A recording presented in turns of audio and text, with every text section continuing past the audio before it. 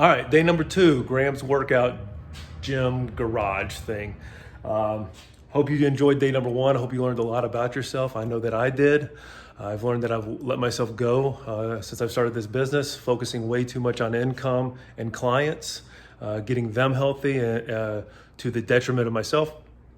So I'm looking forward to improving because from the numbers that I got on my testing, there's only one way to do it, and that is to go up. All right, workout number 2 is going to consist of dips, deadlifts, the total gym row, lunges, and some core. And I'll be giving alternates for every one of the workouts. Please enjoy the content, make comments. I appreciate all the comments so far, and let's have some fun. All right, day number 2. All right, our first real workout now that we've got our testing completed. I hope you got your little sheet to write things on. I don't know if you noticed that mine is no longer red. Here's the cover. My daughter got a hold of my workout sheet, and so now I'm down to this. I can't figure out how to put it back on. That's the kind of person you're dealing with these workouts. So if you want to change the channel, by all means, go right ahead. So please write down the workout that we're going to do. We're doing dips. On the dips, we're going to do 3 sets of 10. We're going to do deadlifts. With the deadlifts, we're again going to do 3 sets of 10. We're going to do a total gym row. On that, we're doing 3 sets of 12. We're going to do some lunges, 3 sets of 10 on each leg, and then we're going to finish off with a little bit of core or abdominal wall, any muscle basically that innervates with the spinal column is part of your core. So we could argue that we're doing core the entire time, but we're going to try to do some exercises that really isolate the abdominal wall and make a trunk flexion happen. Okay, so that's the workout today. I will give alternates, so follow along. Let's have some fun. Make sure you have some water, have some coffee. I've got my coffee cup. Shout out to my buddy Gary Bartels at Oath Inc. They're doing some great things for all our veterans out there. So if you're sitting at home and you're tired of watching Tiger King, go check out what Gary's doing over there at Oath Inc. They're doing a phenomenal job helping our veterans out and getting them back into the world, letting them have some fun, and they're doing great things. Thanks a lot, Gary, for all you do. Let's work out. Okay, workout number 1. First exercise. We're all warmed up, I hope. If you don't know how to warm up, I will be posting some workout warm-up stuff. So please check on that link to see how I like to do a warm-up. Most of my clients, we already know how to warm up. So we're just going to go ahead and get right into it. Dips. I'm going to utilize a chair. If you have a chair, God, I hope you have a chair at your home. Otherwise, we've got other things that we need to talk about, and you can call me directly. But our dips, we're going to be right here. Our legs out straight, a little bit harder. Our legs in tight, a little bit easier. We're just going to go down, lower ourselves down through the frontal plane, and drive up. Really concentrating on that pec, that tricep, and that front delt. And you're going to do 10 of those. You're going to rest for a little bit, and then you're going to perform it again. Please just don't do 30 right in a row. I realize that some of us can, and I guess if you can, please go right ahead. But if you're new to working out, if you're struggling, if you're just trying to get back into it like I am, don't do 30 right in a row. If we don't have a chair, if we actually have a TRX, or excuse me, if we have a total gym, we can do a dip on the total gym.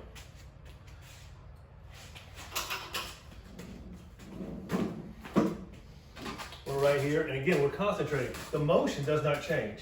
I'm still right here. My elbows are in tight, my shoulders are back. I'm driving right down on that frontal plane. Concentrating on the same muscles, I don't know what I'm saying sometimes. Driving it up and down. If you have a total gym, please change the level as you need to. All right, and we can work from there. Enjoy that part of the workout. Those are our dips. Okay, so I hope you got all 3 sets of your dips in, and now let's move on to deadlifts. I have begun to perspire. I am literally sweating. I have taken off my jacket, which I don't really like to do too much. I don't like showing off my hairy arms, but it is what it is when we're in a garage. So bear with me. I apologize for the views. Please go check out somebody else with ridiculously great looking abs and cares about what they eat and actually works out hard. I'm more into having fun. I work out so that I can live the lifestyle that I want to live. Shout out to Parish Community High School. It's where I do a lot of our weightlifting, work with the kids up there. Great leadership. Check out everything that they're doing. If you're in the area and you have an opportunity to drive by, it's a brand new school. They're doing a great job up there. And once we're back online, able to get the student athletes and the students back in school, looking forward to working with them again. So go Bulls. All right, the deadlift. We want to weight, I have 4 different implements here. We want to weight below our hips, okay? We want the resistance below our hips to perform the deadlift. And basically the deadlift, in my opinion, is the most raw exercise that you can do. You're literally picking something up off the ground. We do this every day. And we're looking for right or wrong, we're looking for efficiency of motion. So follow along with me, I'll show you how to do it on each one of these implements. Whatever you have at home, please utilize that. Don't hurt yourself. If you need working on form, just do a body weight. Just do a body weight squat, okay? If you really don't feel comfortable having something below your waistline and picking it up. So I'm gonna start out with the kettlebell. That's how I'm gonna perform my deadlifts. So when I have a kettlebell, what I like to do is I use the inside step, the instep of my shoe, and I surround the kettlebell. That way the kettlebell is basically right underneath my groin. I don't know if you guys can see me, I'll keep lowering down, whatever I gotta do. And the reason for that is I don't want to shoot my knees out to grab the weight. That puts a lot of stress on my knees and on my ankles. What I want this to do is become a hip-dominated movement. So by having the weight right below my groin, I have to push my hips back so that I can get into a efficient position to grab the weight and stand up. Notice my abdominal wall is tight. I'm touching each time. What I'm actually thinking about is squeezing my hips forward, not shooting my knees back. I don't know if you can see the difference on film. Hips forward, knees back. Slight little difference, but a huge difference on the amount of stress that's on the joint. So be conscious of that while you're doing this motion. So again, one more time with the deadlift. I've surrounded the weight. My abdominal wall is tight, my shoulders are back. I lower myself into position, I stand. I never lock the knee out. Looks like they're picking up rubbish. Thank God I trimmed all my trees this weekend. Up and down. You see sweat just dripped off. If you don't have a kettlebell and you just have a bunch of free weights, you want the bar, I'll turn it facing you guys. You want the bar over your laces, not close to your ankles and not over your toes, but basically over the start or the area of where your shoelaces would start. So I'm here, I'm gonna lower myself down. Again, my abdominal wall is tight. I got the weight, I stand up, I touch the ground. It's a lot harder to talk when you're doing a motion than I remember. Good Lord, I'm out of shape. Some of us have bands at home. I had a couple people call me and shoot me an email or text message. I really like text messages versus calling. I'm sorry that I'm talking to the ground. All right, a band, a simple band. Notice what I'm doing with the band. I hope you can see this. If not, I will show it again. But I basically made 2 loops with the band, okay? I'm gonna come over and grab it.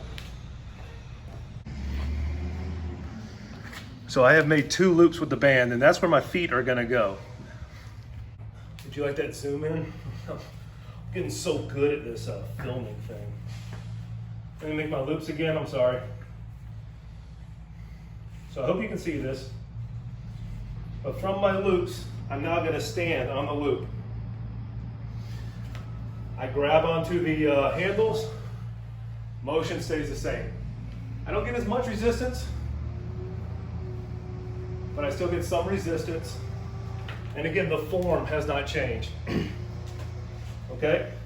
And then the fourth way we could do a deadlift, I don't know how many of y'all saved your sandbags from a couple years ago. If you are in Florida, if you're not in Florida and you have floods, you should always save sandbags.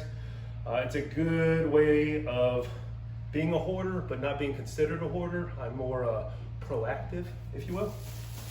But we're gonna hold on to the weight. Again, I'm thinking about this in my mind, just like I thought about my kettlebell.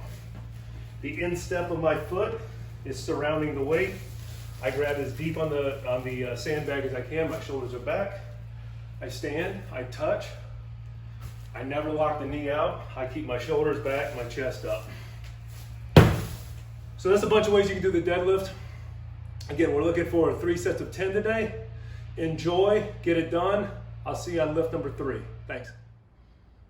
Okay, 2 lifts in, on to the third, the back.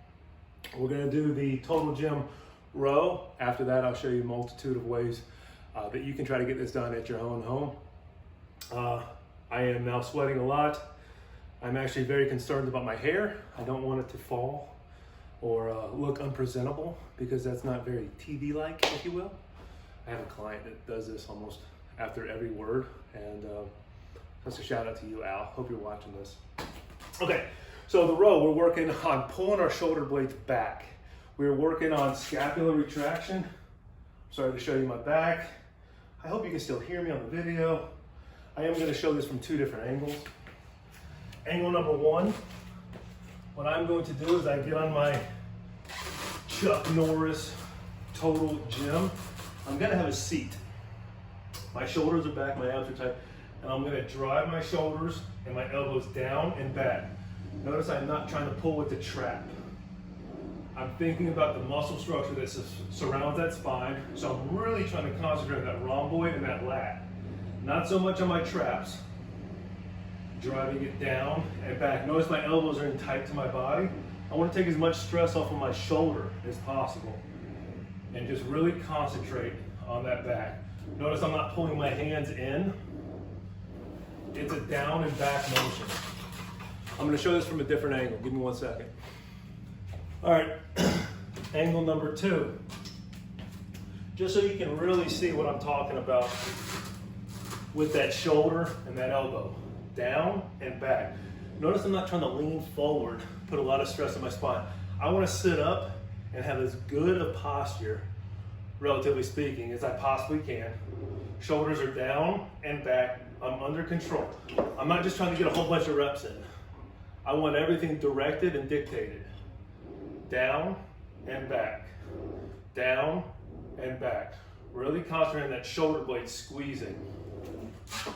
Protect that spine. We got 3 sets of 12 on that.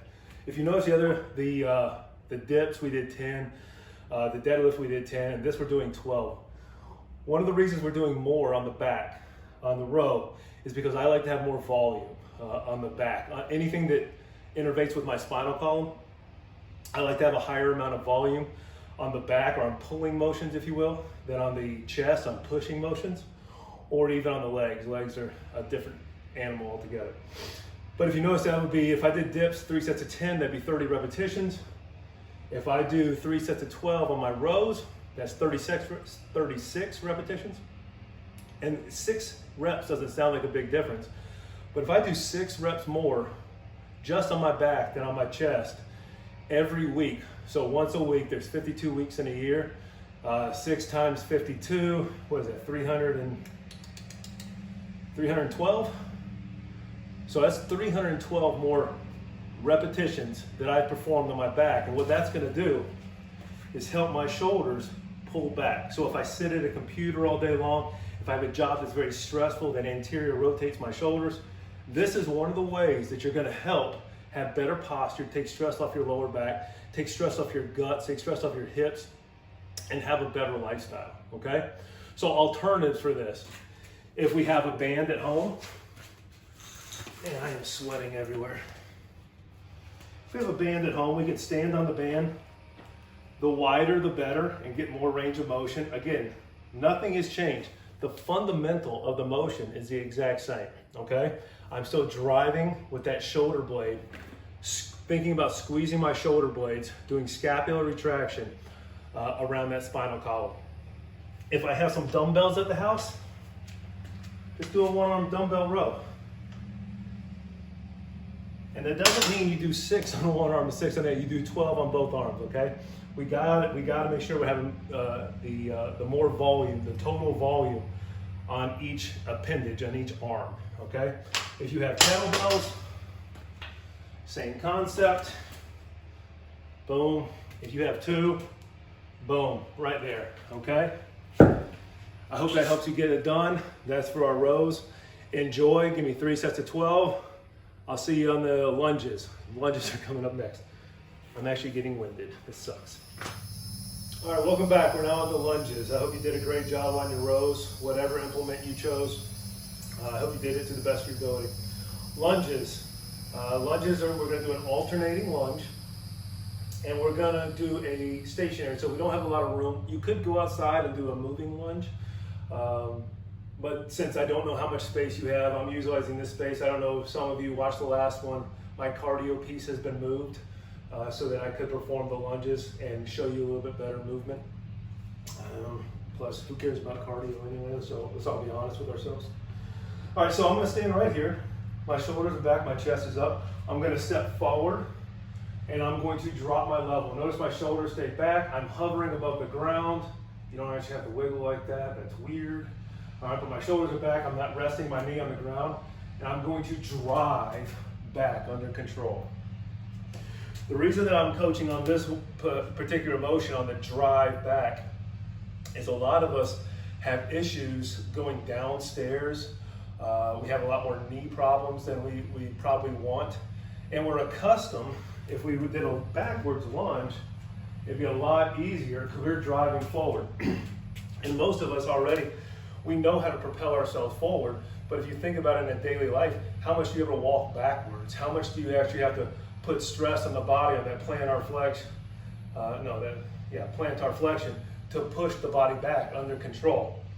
So it's just a little caveat that I like to coach to help take stress off of people's knees and to really make them understand how the hip needs to be under control at all times. So again, right here, out and back, out and back. I also filmed some of these earlier, and I'm really excited to see how my neck gets better. I can't believe how much neck fat I have. I am just almost disgusted with myself of what I've done with my fitness.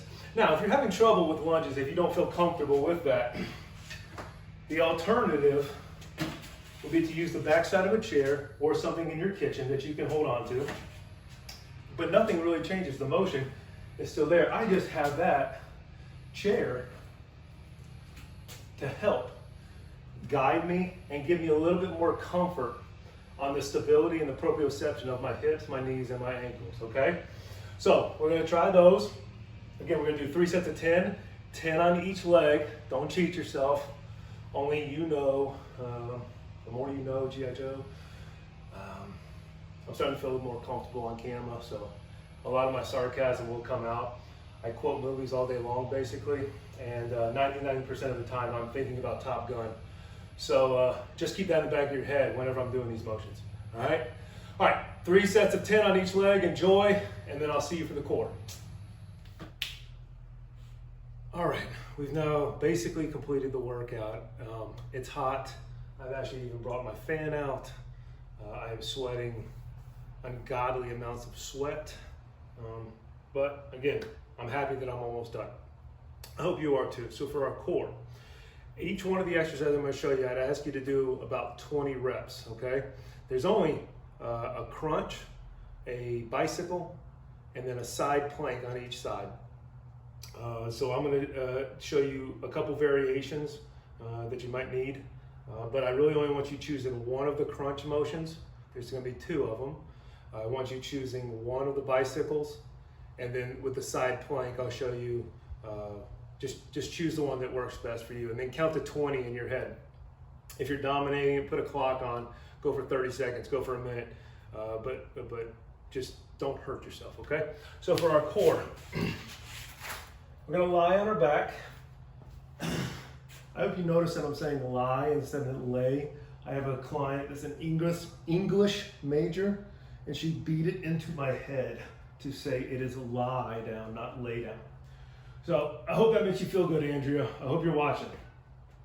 All right, so for our crunch, what I like to do, the crunch that I would do, I have feet in the air, bent knee, that engages my hips. I want you to notice, I don't know if you can, but I'm squeezing my knees as tight as possible. If you're doing these crunches, you're gonna feel yourself get lazy and tired, and your legs are gonna spread apart. That is because your adductors, your hips are trying to help you actually perform the motion. So think about squeezing your knees together, and we never cross our feet. Crossing our feet shows weakness. The way it shows weakness is right now, my left side of my body is now putting more stress, holding my right side up. That creates an imbalance. Over time, that imbalance can create lower back pain. Same thing, if I cross my feet the other way, my right leg is holding up my left leg, that imbalance, again, over time, it's very subtle, just like anything, it happens over time. Is it weird that I'm lying down talking to you? I feel odd about this.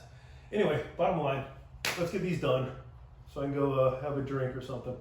Squeeze my knees together, hands across the chest. I'm gonna crunch up, concentrate on squeezing right below my rib cage. Not trying to come up as far high as I can and rocking and rolling.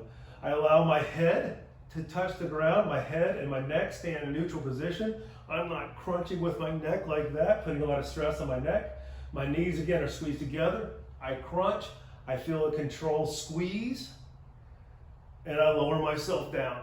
As long as your shoulder blades are coming off the ground, you're doing something correctly.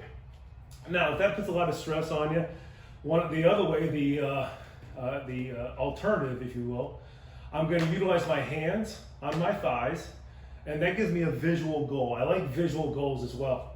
My arms are locked out, okay?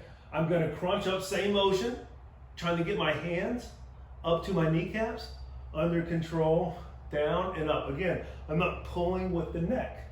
I'm concentrating on squeezing my abdominal wall, doing trunk flexion right underneath the rib cage. Under control. Under control. From that, after you do your crunches, one set of 20. All right, again, choose either one. You're gonna go with the bicycles. A bicycle, I start with my hips up in the air, my feet are in the air, my hands are now behind my head. I'm not pulling, I'm just placing them back here. I'm going to kick my right leg out, bring my right elbow to my left knee, and I'm gonna rotate side to side, side, not trying to go fast. Again, under control, under control.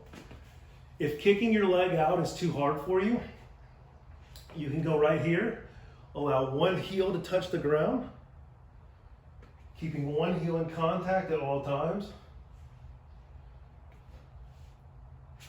Making that little caveat for yourself. And then from that, we're gonna go into a side plank. I'm only gonna show the left side, that way I don't turn my body and show you my butt. That's kind of weird in my opinion. But I'm gonna keep my elbow and my forearm. Again, I'm pressing through the forearm, not so much driving my elbow into the ground, creating a lot of pain. I'm gonna hold myself up into a side plank position, just like this. Some people put their arm up straight. I could care less. You could do origami. You could sit here and think about how much you like Top Gun, because it is the greatest movie of all time. Or you could think about why you don't like Top Gun and how wrong you actually are with your life. But so we're gonna hold ourselves right here. Again, count to 20. If that's a little hard for you, bend your bottom leg. So if I'm on my left side, I'm gonna bend my left leg. I'm going to base off of my left knee, my left calf area, the outside part of my calf, driving through. Again, concentrating right there. So that's our ab, that's our workout. Knock that off and then we'll get back to a little conclusion. All right, YouTubers, workout number 1 completed. Hope you enjoyed it. If you watched it all the way through, please go back now and perform the movements, listen to my coaching points, and make sure you're tracking. You get some kind of sheet of paper, get some kind of little notebook, track everything that you're doing, just like I'm doing. Again, it doesn't have to be complicated. Dips, frontal plane, 3x10, check mark. Very simple. Frontal plane is how I categorize my workouts or how I categorize my exercises. We'll put up a video later on in the week or maybe next week on how we develop the categories so that you can start to open your eyes up to, it doesn't matter if you do a bench press, it doesn't matter if you do dumbbell bench press, incline, decline, it doesn't matter if you do dips, shoulder press, lateral raise. It matters that you're hitting that sagittal plane. It matters that you're hitting that frontal plane. And the volume that you're getting on each one of those planes is probably more important than anything that you could possibly do in the gym. So I'll try to get a video up soon of that. Have a great day. If you have any kind of questions, please give us a call or contact us on our email, anchorfit941@gmail.com. Check us out on Instagram, on social media, Twitter, Facebook. We're trying to do as much cross marketing, if you will. And have a great day. See you soon.